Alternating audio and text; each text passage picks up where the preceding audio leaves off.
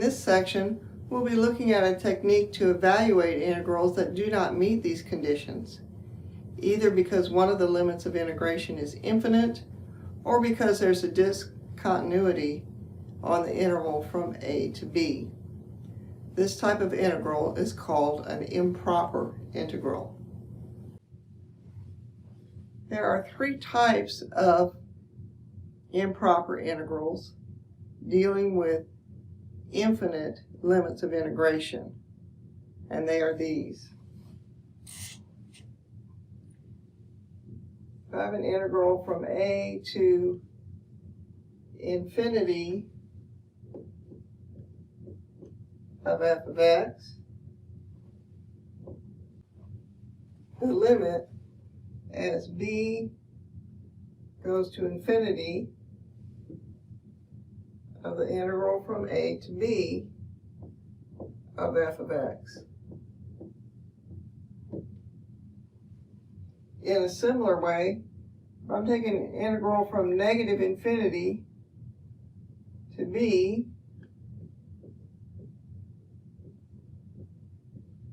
that's equal to the limit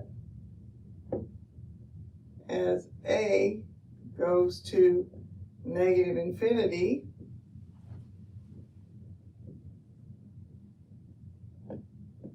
of this integral.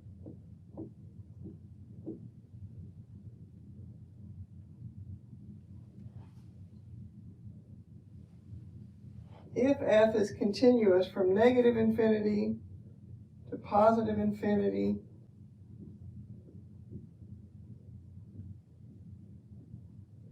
that's equal to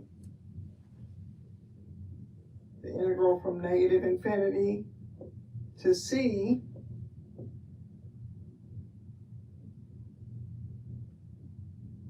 plus the integral from c to positive infinity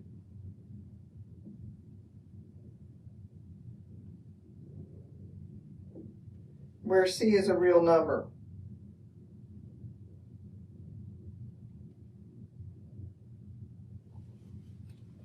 In these first two cases, if the limit exists, we say that these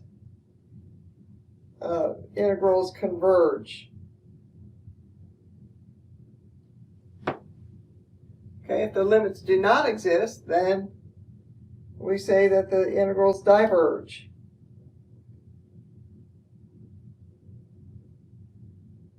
Okay, in this third case, this integral diverges if either one of these diverges. Let's look at an example.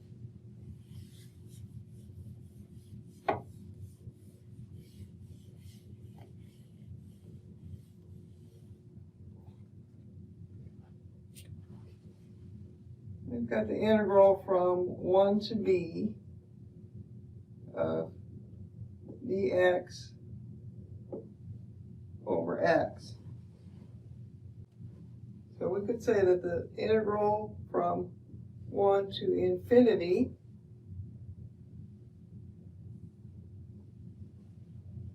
of dx over x is equal to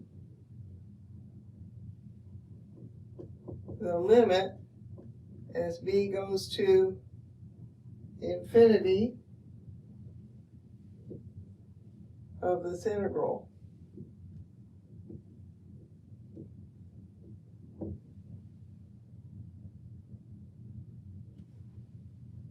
And then we have the limit as b goes to infinity of the natural log of x evaluated from 1 to b. We can say the limit as b goes to infinity of the natural log of b minus 0. which is infinity. So this limit does not exist. So we could say that this integral diverges.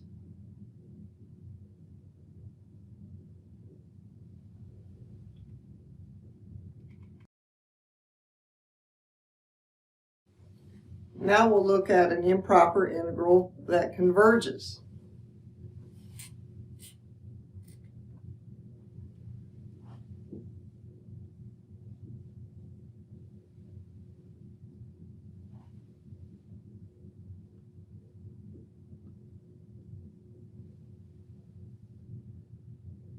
For this integral,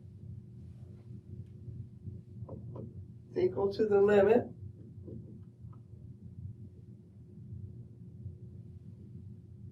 as b goes to infinity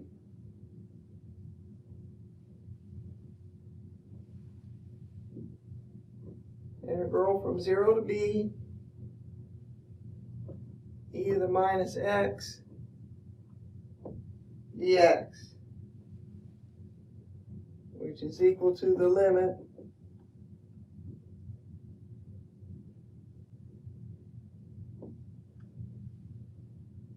of negative e to the minus x evaluated from 0 to b, which yields the limit as b goes to infinity, negative e to the minus b plus 1, which is going to equal 0.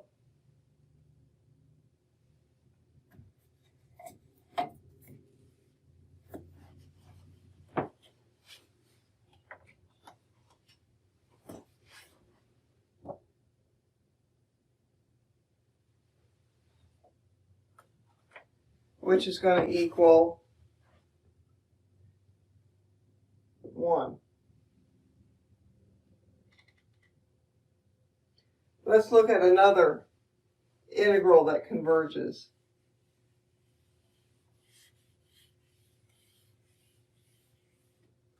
This time we have 1 over x squared plus 1 dx.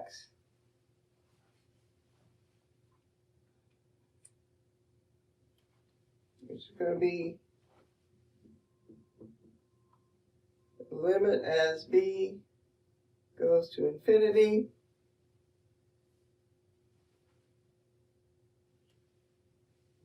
of the integral from 0 to b 1 over x squared plus 1 dx. And integrating, we get this limit as b goes to infinity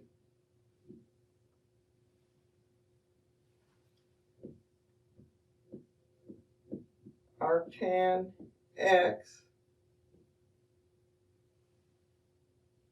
from 0 to b, which is equal to the limit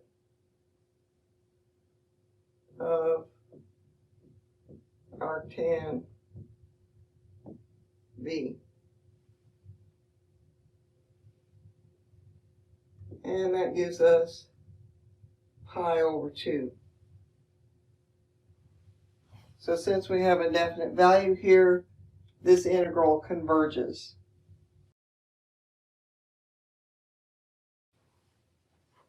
Something else we can do with an improper integral is use L'Hopital's rule.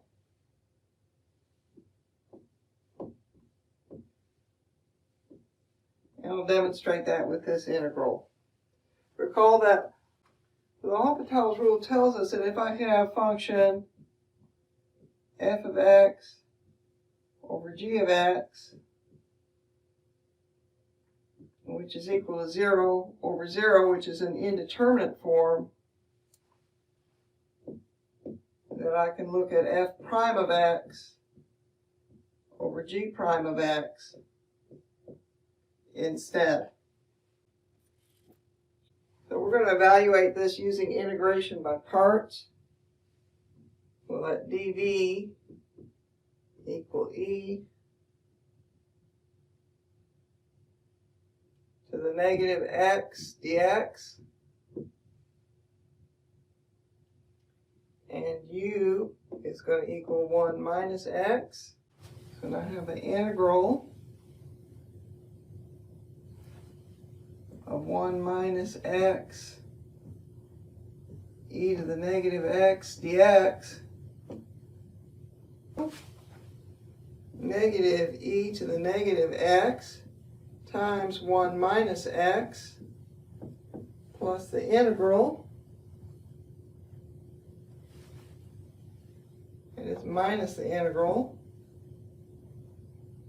of e to the negative x dx.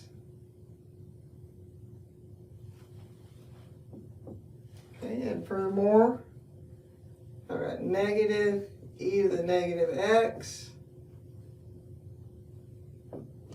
plus x e to the negative x plus e to the negative x plus a constant. Okay, this term and this term are going to cancel out. So I'm left with x times e to the negative x plus a constant. Now I'm going to take this and look at the definition of an improper integral. So here's my original. It's going to be equal to the limit as b goes to infinity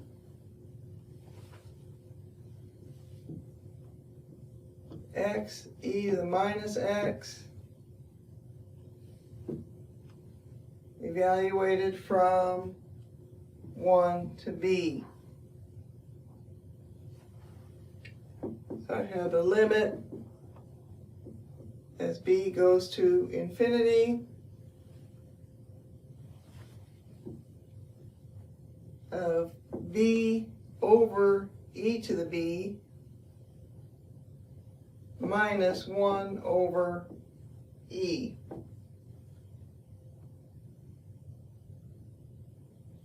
I'm going to split this up and have the limit as b goes to infinity of b over e to the b minus the limit as b goes to infinity of 1 over e.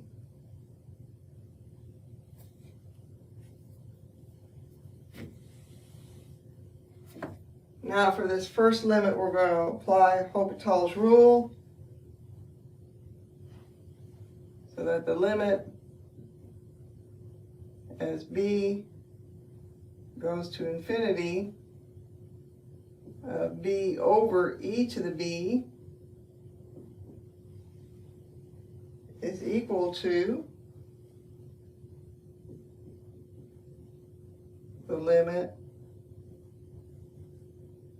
of 1 over e to the b, which is 0. Here's my original function, which is equal to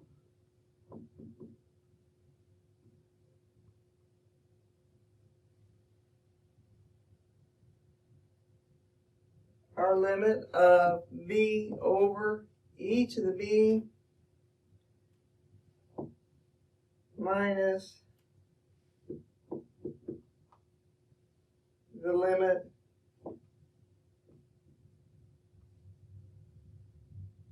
of 1 over e.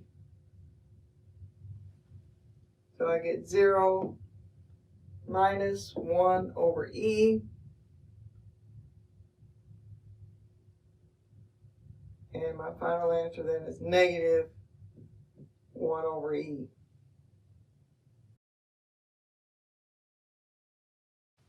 Now let's look at an integral where both the upper and lower limits of integration are infinite.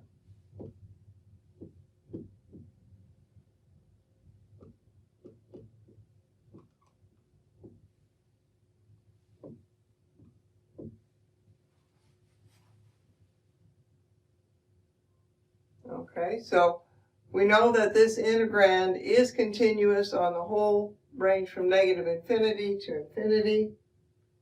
And we're going to break this into two integrals. The first one goes from negative infinity to 0.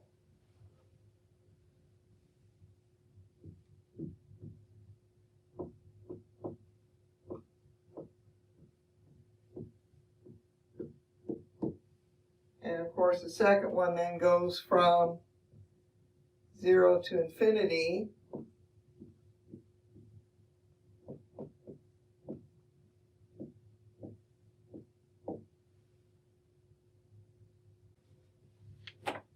And when we integrate, we get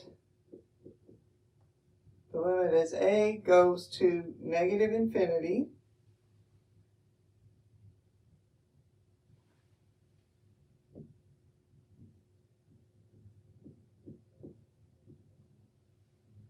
Arctangent e to the x, evaluated from a to 0, plus the limit as b goes to infinity of arctan e to the x from 0 to b.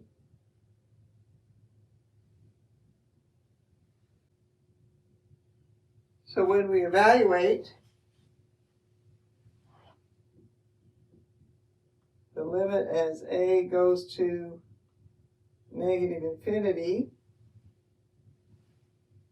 of pi over 4 minus arctan e to the a plus the limit as b goes to infinity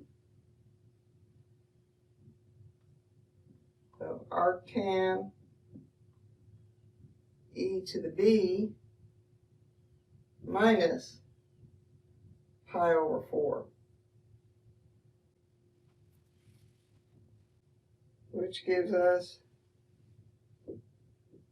pi over 4 minus 0 plus pi over 2 minus pi over 4, which altogether gives us pi over 2.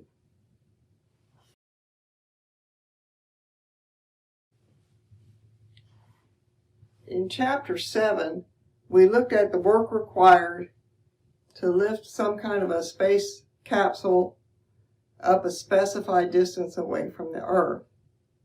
But what if we wanted to know how much work is required to lift it an infinite distance away from the Earth? Let's look at this.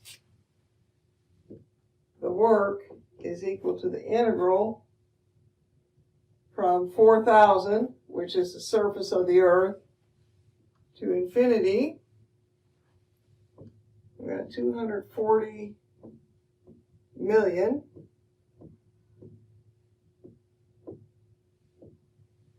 divided by x squared dx. So now we're going to look at the limit as b goes to infinity of negative 240 million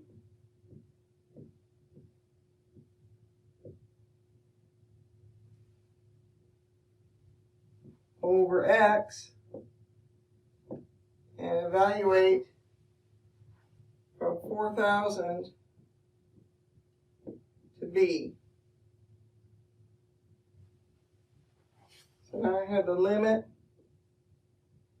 as b goes to infinity, negative 240,000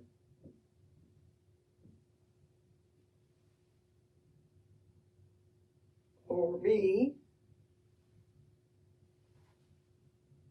plus 240 million over 4,000.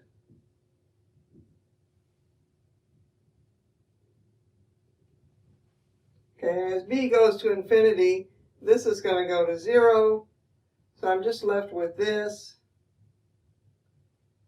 240,000 divided by 4.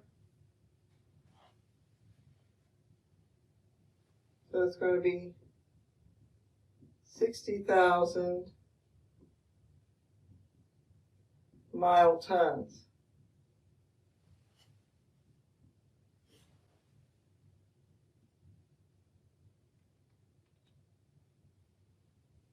Okay, and mile tons, of course, is not a unit that we usually use. So when we apply the appropriate conversion factors, we get 6.985 times 10 to the 11th foot-pounds.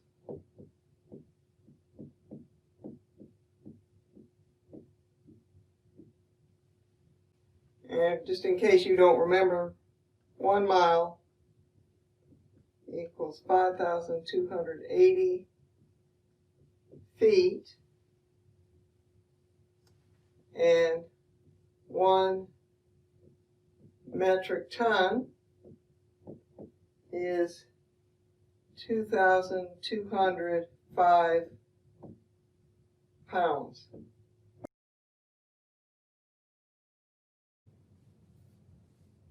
In our next example, we're going to look at an integral with an infinite discontinuity.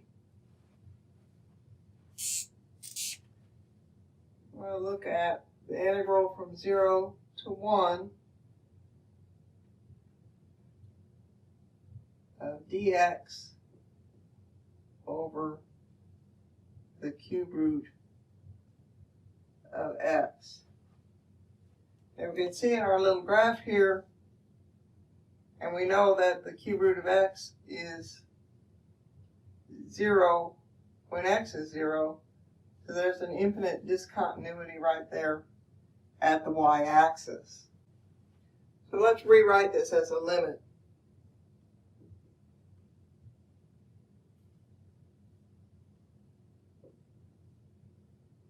I say b goes to 0 from the positive side, since that's what we're doing here.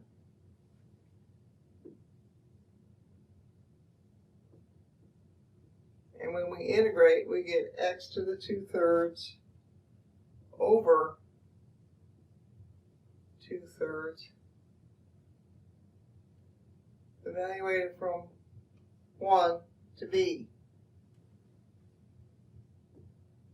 This is the limit as b goes to 0 from the positive side of 3 over 2. I just took this fraction out here. And then this value, x to the 2/3 at 1, is just 1. And x to the 2/3 at b would be b to the 2/3.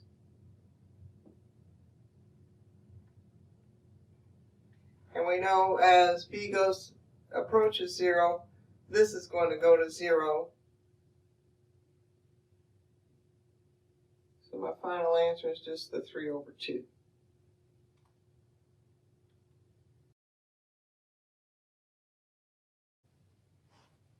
Now let's look at an improper integral that diverges. Now this integral from 0 to 2 dx over x cubed.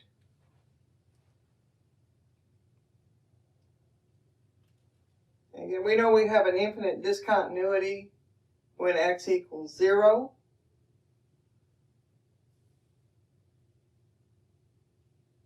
So we can rewrite this as the limit as b goes to 0 from the positive side. And integrating, I get negative 1 over 2x squared evaluated from 0 to 2. And then the limit as b goes to 0 on the positive side for this. When I put 2 in here, I'm going to get negative 1/8. And then for the b, I'll have 1 over 2b squared. And I know that as b goes to 0, this fraction is going to become infinitely large. And we can say that it diverges.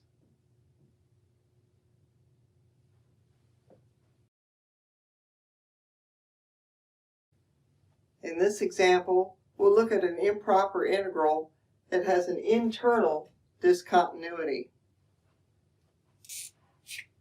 So this is our integral from negative 1 to 2 dx over x cubed. And if I make a little sketch of this,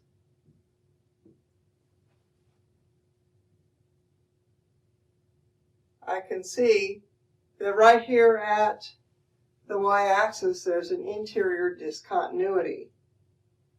Now it's not necessarily obvious just looking at the function expression, so I have to be sure that I understand that even though neither one of these is infinite, there is a discontinuity here.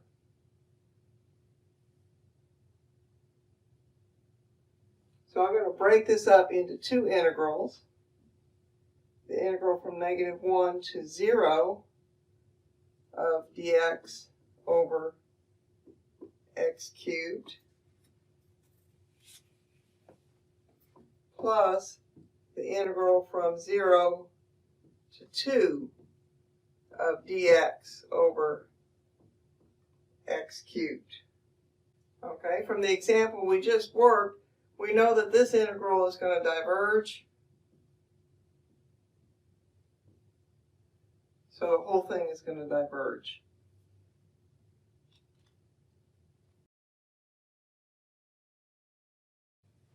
In the next example, we'll be looking at an integral that is doubly improper.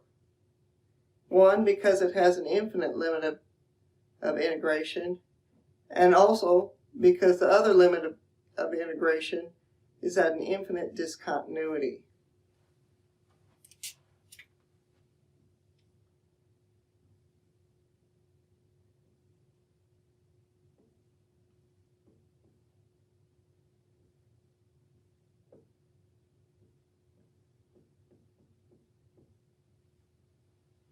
So here is our infinite limit of integration, and here's the place where we have the discontinuity at 0.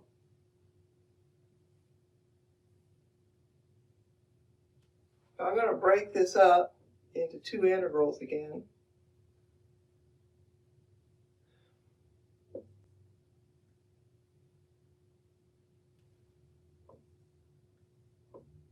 And I choose one just because it's convenient.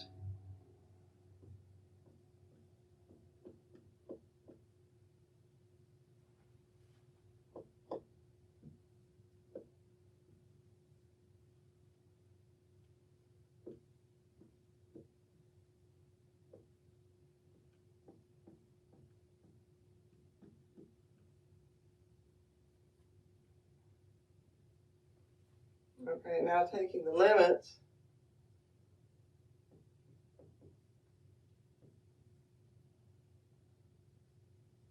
as b goes to 0 from the positive side,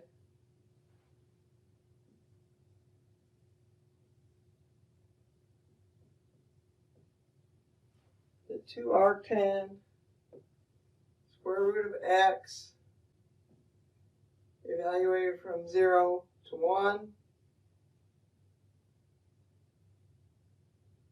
plus the limit as c goes to infinity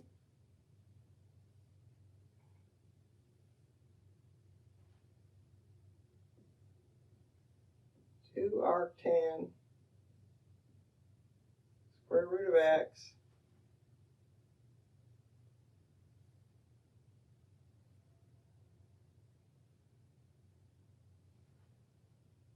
from 1 to c.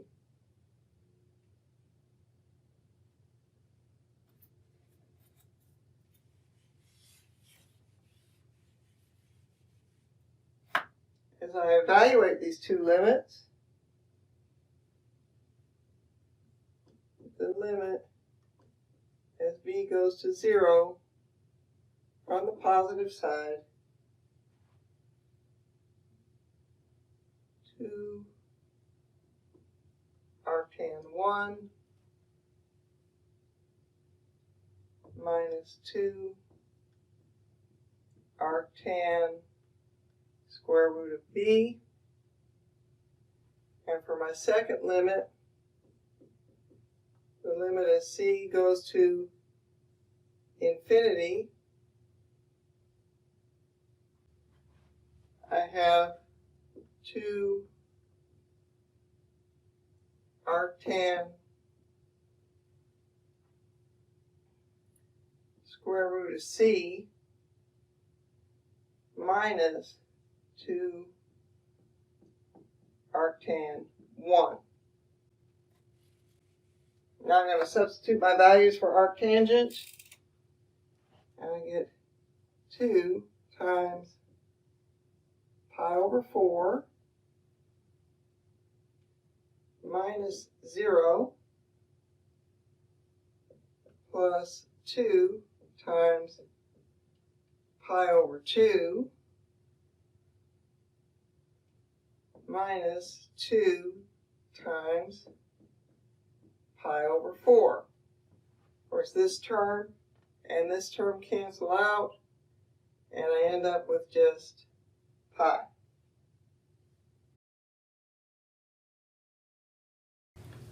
For the last two examples of this section, we're going to look at some problems that we worked in Chapter 7 and rework them using improper integrals.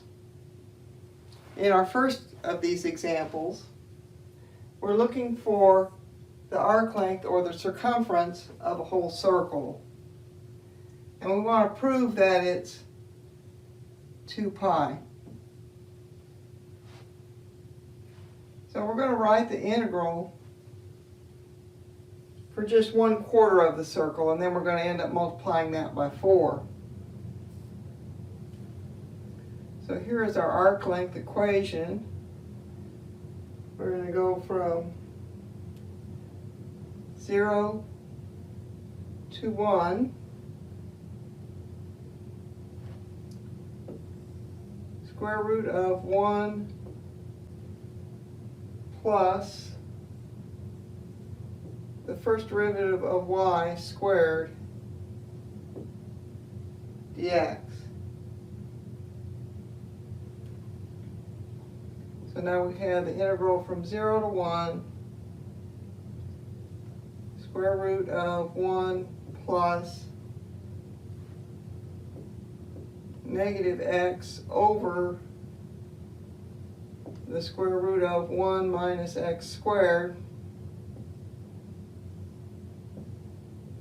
dx. And when we simplify that, we end up with dx over the square root of 1 minus x squared. Okay, and this is an improper integral because when x equals 1, we're going to have an infinite discontinuity. So now we're going to rewrite this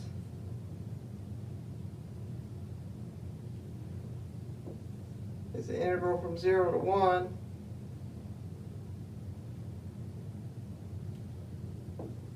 dx over square root of 1 minus x squared. And now we're going to write this as a limit. This is the limit as b goes to 1 from the negative side.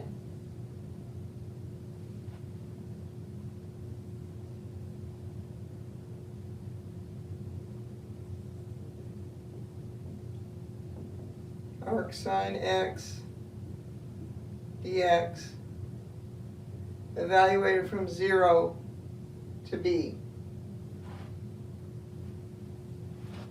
So it's the limit as b goes to 1 from the negative side.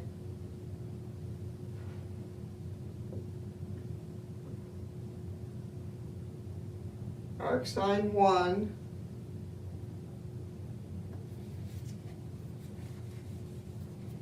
arc sine b minus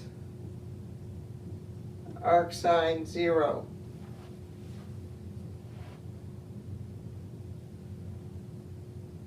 Okay, as we approach 1, arc sine gets very close to pi over 2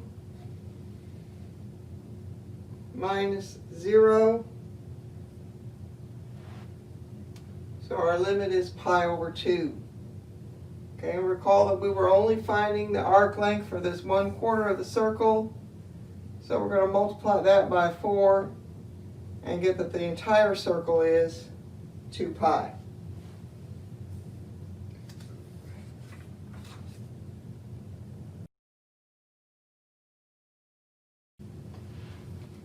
For our last example, we need a theorem that describes the behavior of a specific common type of improper integral. And this is what it looks like. Now the integral from 1 to infinity of dx over x to the p power, that's equal to 1 over p minus 1 if p is greater than 1. Okay, but it's equal to, or it diverges if p is less than or equal to 1. And this is theorem 8.7 in your text on page 578. In this problem, we're going to be looking at the solid of revolution formed by this function f of x is equal to 1 over x, or x greater than or equal to 1. Okay? This solid of revolution that is formed if I rotate this around the x-axis is called Gabriel's horn. And the interesting thing about it is that it has a finite volume, but it has an infinite surface area.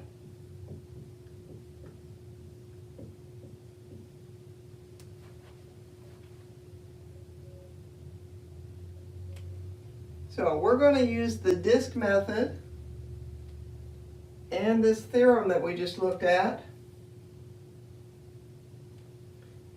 can see that the volume is equal to pi times the integral from 1 to infinity of 1 over x, which would be our radius, squared dx.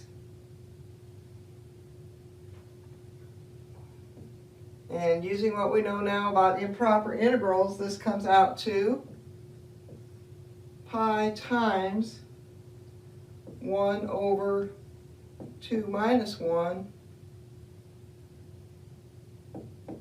which is just pi. So our volume is pi. My surface area can be described with this integral. 2 pi times the integral from 1 to infinity f of x times the square root of 1 minus f prime of x squared dx. And that's equal to 2 pi times this integral from 1 to infinity of 1 over x, that's my f of x, times the square root of 1 plus 1 over x to the 4th dx. Okay, looking at this integral, we know that this expression, 1 plus 1 over x to the 4th, is greater than 1 on the interval that we have from 1 to infinity.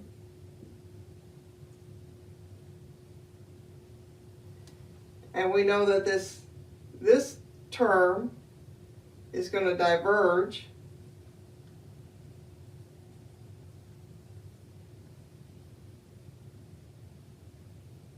We can conclude that this times this is also going to diverge. So the surface area would be infinite.